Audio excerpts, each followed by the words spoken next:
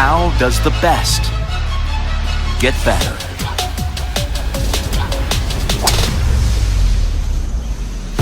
With more speed off the tee, more control with your irons, more spin with your wedges. Introducing the all-new Pro V1 and Pro V1X.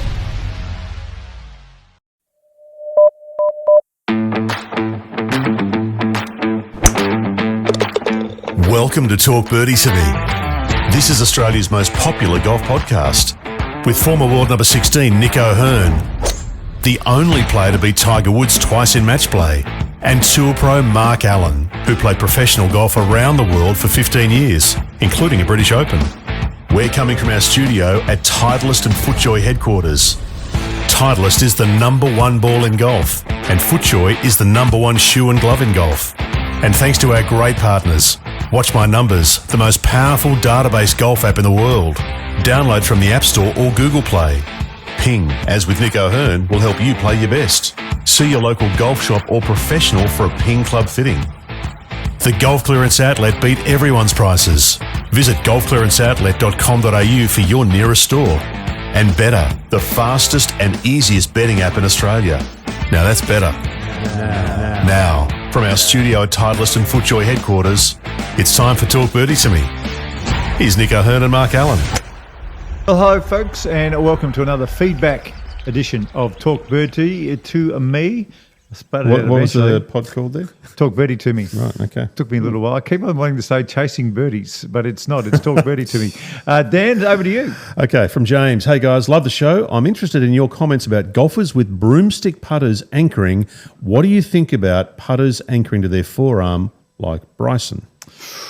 Well, it's on the list of things to clean up in the game as far as I'm concerned. I thought it would have been a soft exit from broomstick and anchored putters when the new rule happened, and I thought it would have been a move to get rid of that sort of style of putting as well, Nick. But that's my view. I much prefer to see everybody putting, I call it freehand, than with a pole. Yeah, I think it's anchoring up the arm, plain and simple, similar to the broomstick.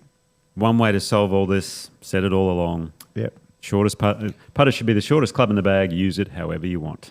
So pretty simple. Thank you. Okay. Yeah, good. Message from Gibbo here. The best outcome, guys, he's talking about the PGA Live Talks, by the way.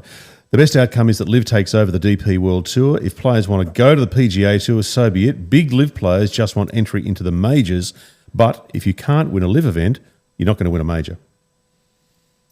Well, you're not getting world ranking points anyway to get to the majors. But I like the concept of Live and the DP World Tour working together. I think that's fabulous. That kind of made sense in the beginning, I think, when Live first came out, and that's when DP World Tour and the PGA Tour had their, I guess, discussions about a strategic partnership, and maybe they were already in an existing one. So I think, some background noise from some of the European players was like, why aren't we going with this Live Tour?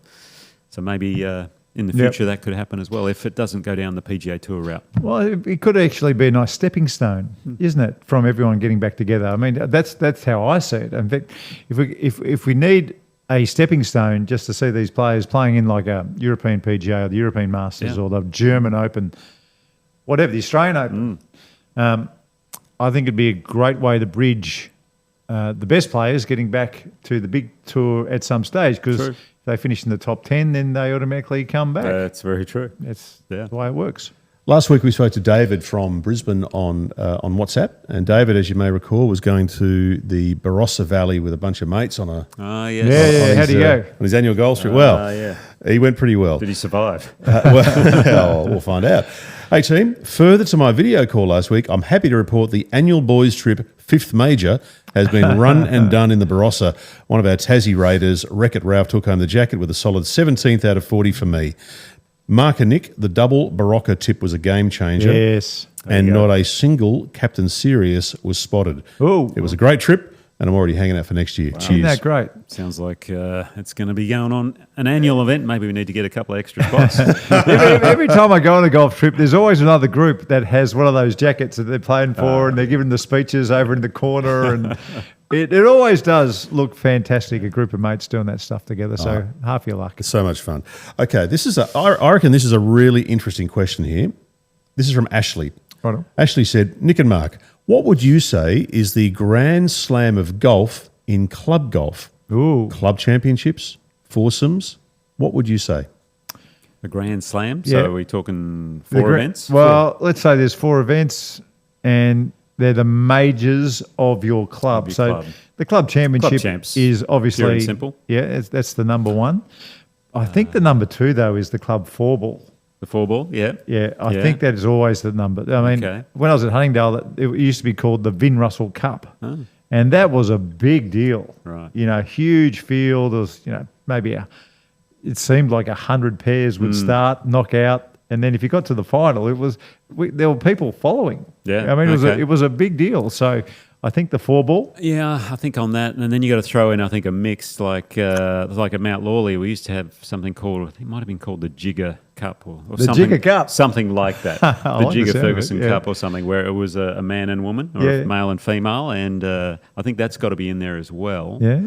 And then you need some sort of a big 36-hole weekend event as well, because again, Mount Lawley, we used to have the Mount Lawley Classic, which was and players from all around Perth Right. could come and play, not just Right. the Mount Lawley medals. What about the Medal of Medalists? So most clubs have that Do they these have that? days. Yeah. I don't know. Most clubs have it. Is that what they have at the Heath? Yeah, the Heath. And the one bloke, his name is Matt Healy. He famously won 2 medals in one day because he was in a playoff for the last medal, and in that playoff shot a net 66. So he not only won the playoff from last week's medal, but he won the medal as well. So he won 2 medals in one day. But then at the end of the year, the 12 medalists have one round, which is in a medal. Okay. So I think the Medal of Medalists. Did we figure that all out? The Medal of Medalists, I think. Medal of Medalists, the 4-ball, a mixed, and the club champs. There you go. championships. Oh, yeah. There you go. We got there. Mark, are you up for a bit of a whack? Always. Okay. This is from John. Mark, I think you are very misguided on suggesting the Players becomes the 5th major. Maybe once, but not now. Majors are meant to have the best players in the world competing against one another. The Players has some, but not all. In fact, many of the best players in the world are banned from competing in the Players. Is that your idea of a major? And I think you should stop pandering to a tour that does not have Australian golf or world golf interests at heart.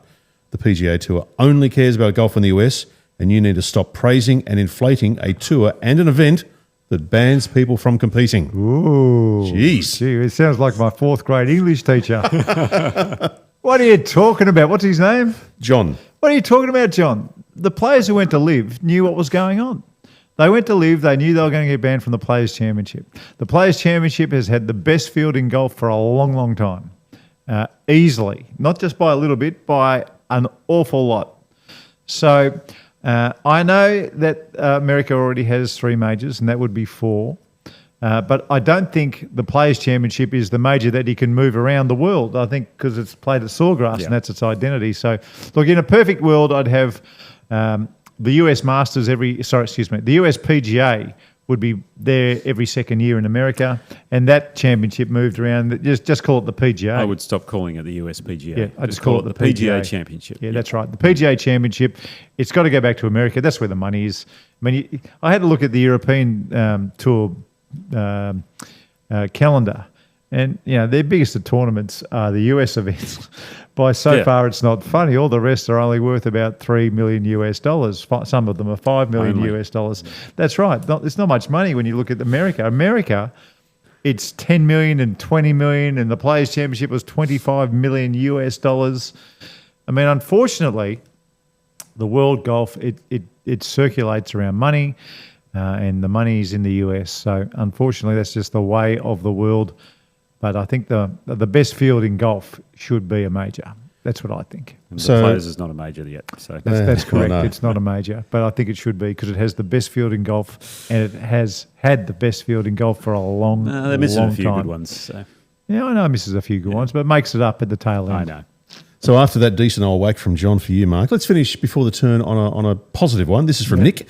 G'day, boys. In the pairings for the weekend's Valspar Championships on the PGA Tour, Karl Vilips was paired with JT and Spieth in one of the featured groups. Yeah. What a great opportunity for the young man playing 2 rounds with those major champions. Cheers, Nick. Yeah, it's a very good thing to point out. I think we missed that in the main podcast as well, but it was fabulous.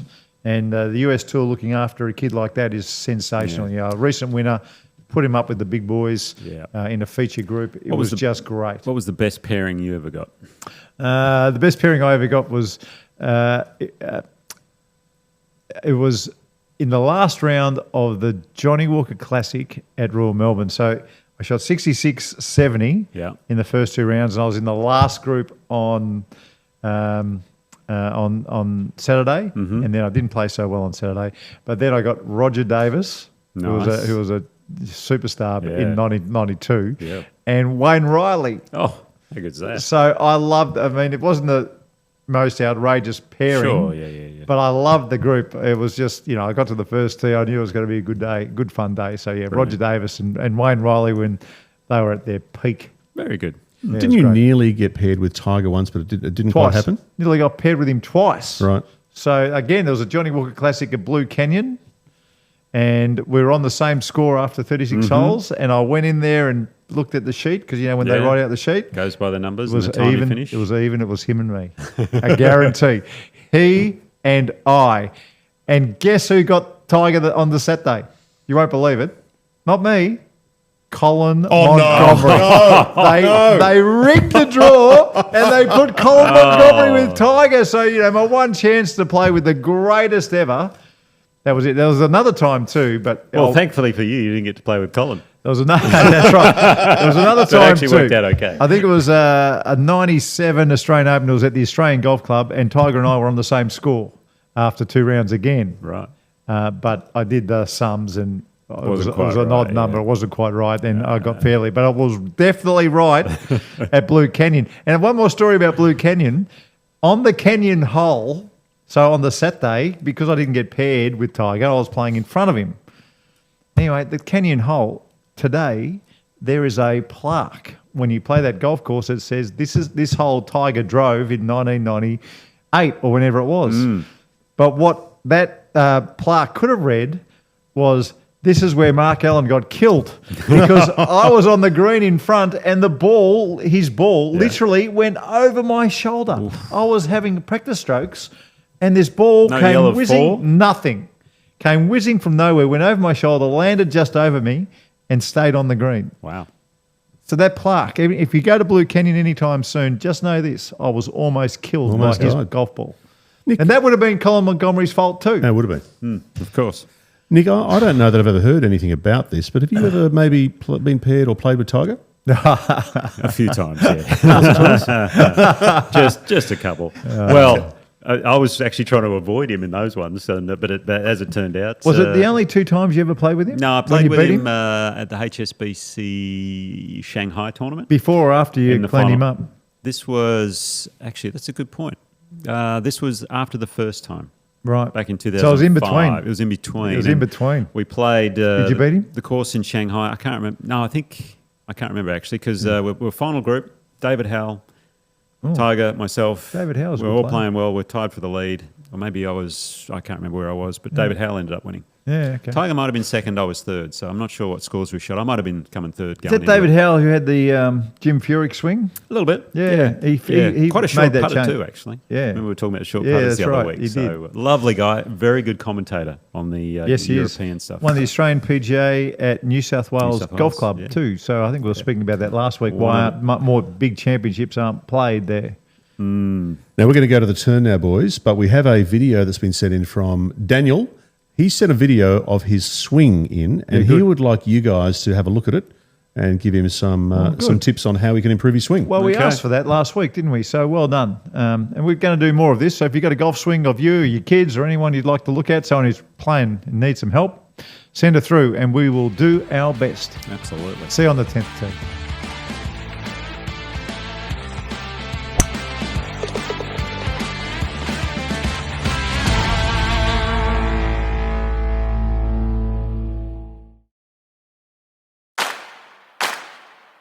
We're live from our studio at Titleist and FootJoy headquarters. We all know the number one ball in golf is Titleist and the number one shoe and glove in golf is FootJoy.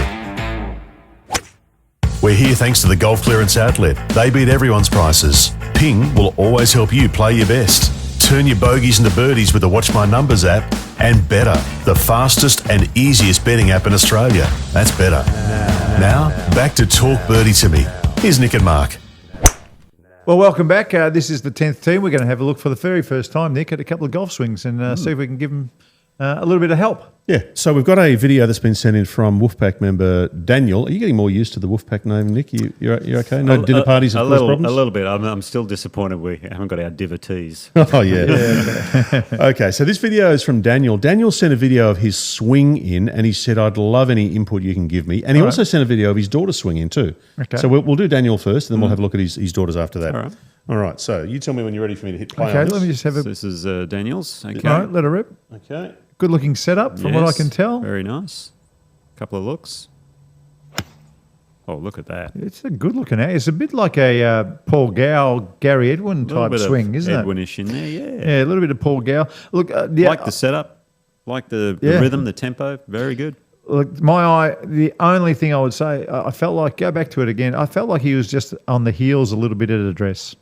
And I think that's a mistake. I think most players need to, you can just see him leaning back when he looks up and he doesn't come back. I would get off your heels. I would try and be more light-heeled. I need to put my glasses on. Yeah, I couldn't quite see that. You do.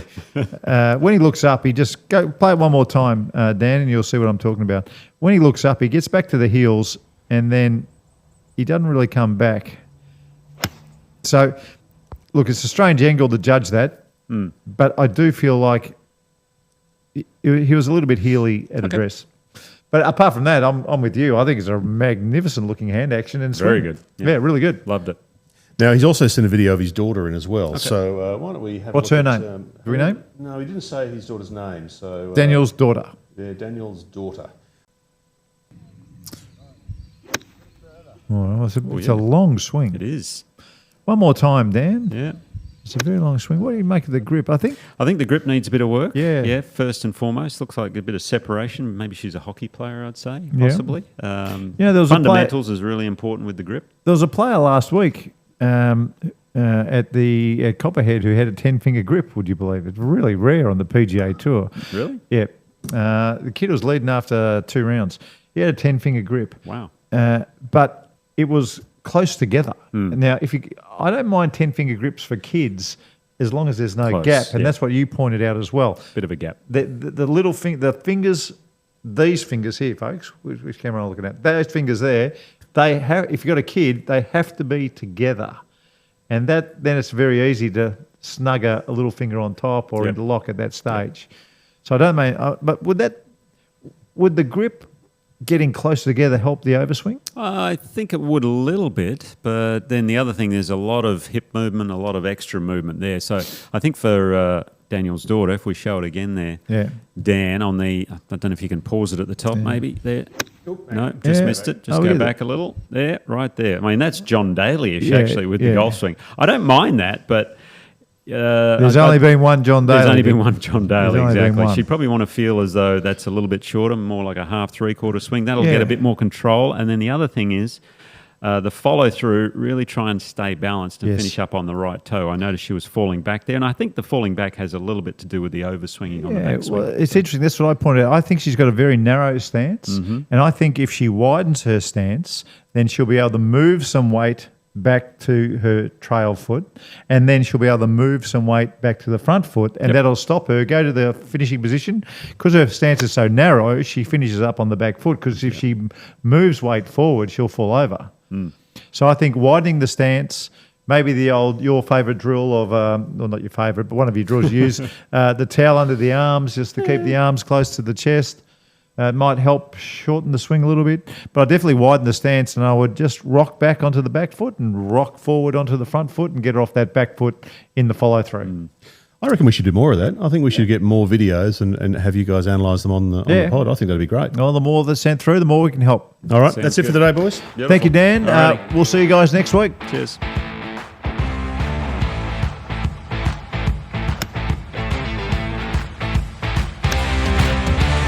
And that's been Talk Birdie to Me, Australia's most popular golf podcast, with Nick O'Hearn and Mark Allen, coming from our studio at Titleist and FootJoy headquarters. As everyone knows, Titleist is the #1 ball in golf, and FootJoy, the #1 shoe and glove in golf. Wherever you get your podcasts, make sure to subscribe, maybe leave a review, and we'd love you to share the pod with a friend who loves their golf. Huge thanks to our fantastic partners. Ping, like they do for Nick O'Hearn, will help you play your best. You can see your local golf shop or professional for a Ping Club fitting. The Golf Clearance Outlet always beat everyone's prices. Visit golfclearanceoutlet.com.au for your nearest store. Watch My Numbers is the most powerful data-based golf app in the world. You can download from the App Store or Google Play. And better, they've got the fastest and easiest betting app in Australia. Download from the App Stores today. Now that's better. Keep in mind, what are you really gambling with? But for now, from our studio at Titleist and FootJoy headquarters, thanks for being a part of the show. We'll see you next time.